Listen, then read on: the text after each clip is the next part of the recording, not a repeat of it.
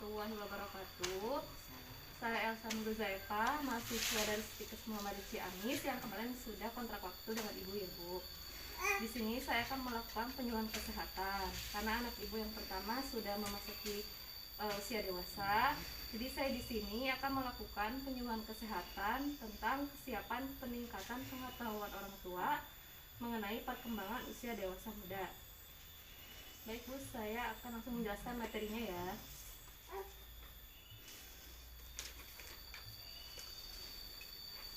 Di sini ada pengertian dewasa.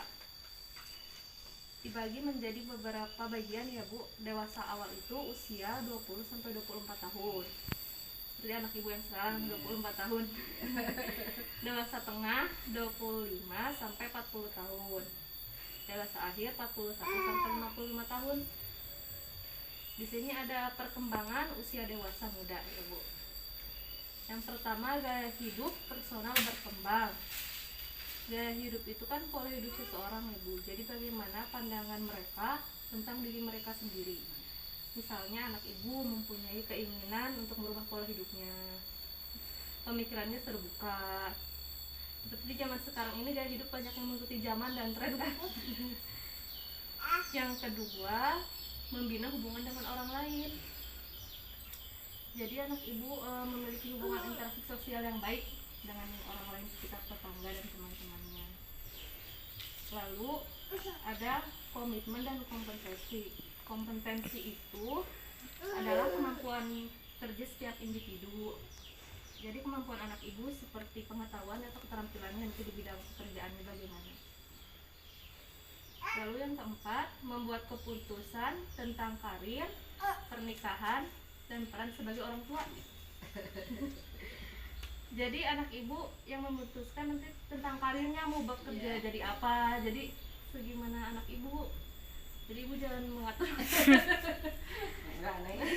Jadi lalu memutuskan juga kapan dia ingin menikah gitu ya Bu. Yang kelima, pengalaman pendidikan, pengalaman hidup, kesempatan pekerjaan yang meningkat. Tapi anak Ibu sudah memiliki banyak pengalaman pendidikan karena kan sudah kuliah juga ya. Lalu pasti pengalaman hidupnya juga meningkat ya Bu. Lalu kemudian ada tugas perkembangannya Bu, tugas perkembangan anak dewasa. Tugas-tugasnya yang pertama, menjalani interaksi yang hangat dan akrab dengan orang lain.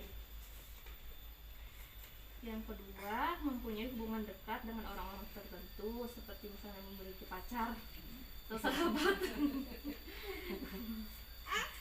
Lalu mempunyai hubungan heteroseksual dan membentuk keluarga. Misalnya mempunyai keinginan udah ingin menikah, pasti ya ada aja kali misalnya udah kerja gitu ya Bu. Keempat, mempunyai komitmen yang jelas dan bekerja dan berinteraksi. Lalu kelima, merasa mampu mandiri untuk kehidupannya. Pas udah besar mah ingin kerja gitu, jadi ingin merasa mampu memenuhi kebutuhan sendiri gitu ya Bu, gak mau bergantung dengan ibu.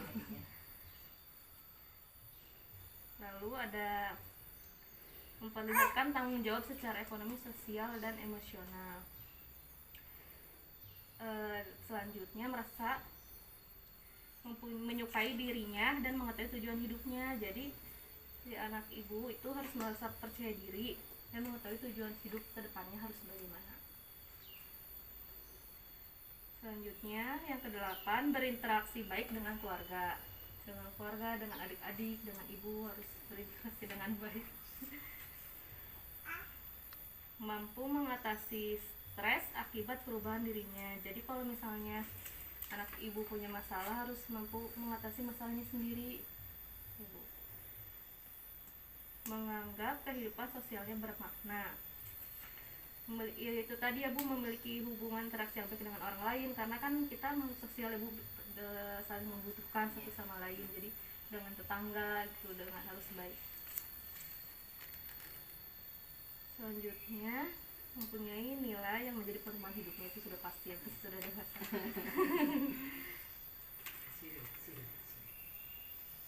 Lalu ada tindakan yang dapat dilakukan keluarga nih Bu kalau untuk mencapai tugas perkembangan usia dewasa. Apa saja yang harus dilakukan keluarga itu? untuk mencapai tugas perkembangannya. Yang pertama, memperluas lingkungan keluarga. Misalnya anak ibu sudah menikah ya Bu, terus ada cucu dan menantu, kan kita masih memasukkan anggota keluarga baru ya Bu. Lalu kita harus bisa menerima nilai dan gaya hidup dari anggota keluarga baru tersebut gitu ya Bu. Terus selalu ada membantu orang tua atau suami istri yang sudah menua atau sakit.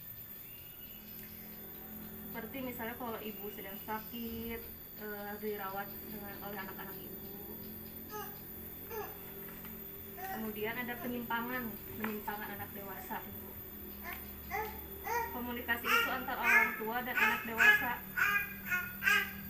Jadi hubungan orang tua dengan anak itu harus saling terbuka untuk menciptakan komunikasi. Kalau ada masalah harus saling sharing gitu ya Bu. Jadi pasti ibu juga memberikan arahan-arahan gitu Bu kalau ada masalah ke anak ibu. Lalu kedaruratan masalah kesehatan kronik, seperti misalnya munculnya masalah penyakit hipertensi, kolesterol tinggi.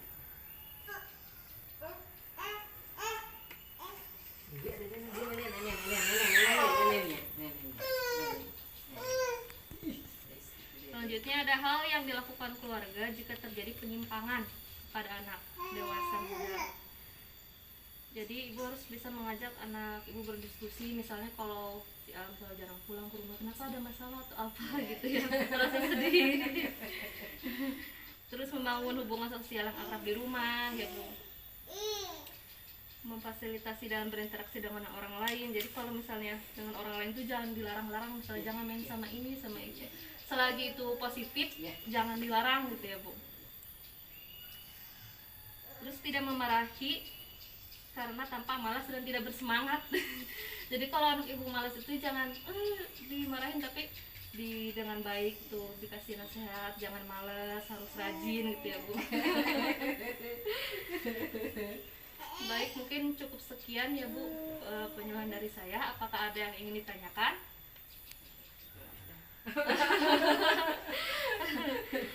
Udah. juga nih. Baik Ibu, terima kasih. Mohon maaf jika ada kekurangan dan kesalahan. Wassalamualaikum warahmatullahi wabarakatuh.